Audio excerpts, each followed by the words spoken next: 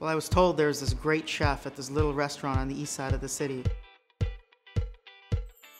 I had this idea for a trans-ethnic tapas-style restaurant, and I needed a chef who really understood ethnic ingredients, but still had the disciplines of a classic chef. My grandfathers come from China, ended up in the Caribbean, learning about Caribbean foods and born and raised on that. And I come to Toronto and there's this multicultural environment. I grew up going to Chinatown and going to the West Indian groceries, and I kind of draw from all those things. He seemed to share the core philosophy that I had, just the idea of taking his cultural and his ethnic background and bringing in some really interesting flavor profiles. I was just blown away. This guy's got some serious talent, and it would be actually a privilege to work with somebody like this. Kultura is a restaurant based on global sharing plates, little morsels and nibbles, and being able to try different things. So you get a lot of different flavors, you don't have to gorge yourself. And I find like when I go out for dinner with friends in a traditional a la carte setting, I always want to try a little bit of theirs. The Mediterranean chicken samosa is one of those dishes that I don't think can ever leave the menu. We take Asiago and sage, mix it with Moroccan chicken, and then we wrap it in a spring roll wrapper in the shape of a samosa. So we have all these different cultures coming into play. We're pulling from India and China and the Mediterranean and Morocco and tying it all into this one dish that's really simple and easy to share. The building itself really inspired the design of this restaurant.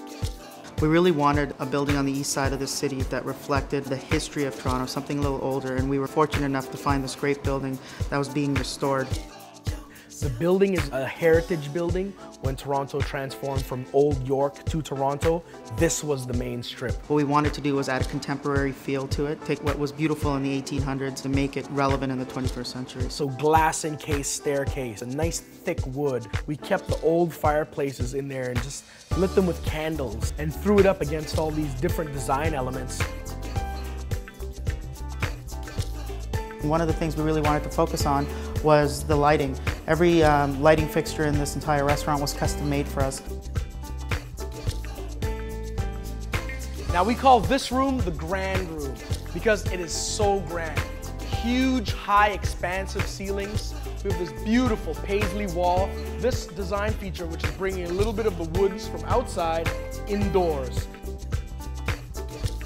So if we're doing a function for a corporate launch, for a board of directors, a celebrity dinner, the private dining room allows them to go straight up the staircase with as little interruption, straight from the front door. There's a private bar up there, private bathrooms, special service specifically set up just for that evening with their own servers.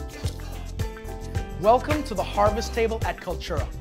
We've used reclaimed wood, cold rolled steel, and to define the space, we've created this design installation. I like to call this the weeping wall against the back here. We've held a lot of special dinners here for Vince Vaughn, Matt Damon, Ethan Hawke, Jude Law. This harvest table, once it's laid out with my samosas and crispy tofu and my donut holes, looks absolutely gorgeous. One of the keys to Kultura's Lounge is its intimacy.